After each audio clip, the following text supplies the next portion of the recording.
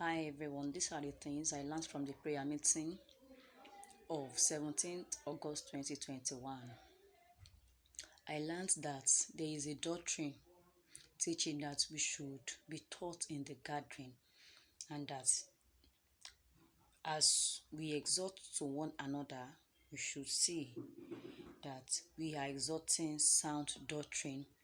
And I also learned that we have one belief and teaching, so we don't be tagged as disobedient.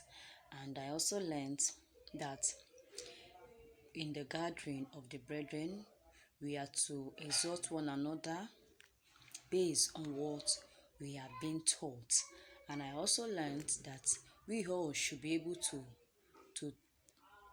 be in a common faith, that is in the faith of the gospel, and this faith should be accompanied with the components, that is patience, kindness, love.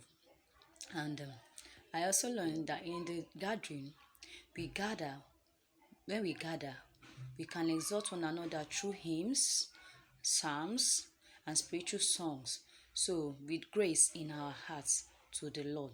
And the content of our songs are words of the grace. So I also learned when Brother Daniel also shared with us the book of Malachi 3:16. A book of remembrance was written before him who feared the Lord. So he who feared the Lord, a book of remembrance was written before him. And I also learned that as we exhort to one another, we should see that we are exhorting sound doctrine, holding fast to the faithful word of God. Then the sound doctrine is the faithful word. It's the faithful word that has been taught to us in the church. So there is one faith and one mind and word of Christ. So we all should be able to bear a common faith through the words and the doctrine that has been passed to us by um, our leaders, either by the bishop or pastors or any other person that God has assigned to be our head in the gathering. And I also learned, according to the book of Titus that was shared, the book of Titus 1:7, that for a bishop must be blameless. A bishop must be blameless.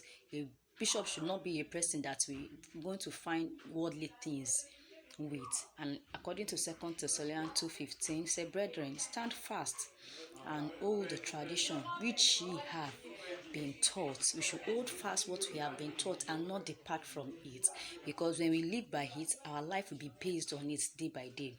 We should not degrade from what is being taught to us in the church.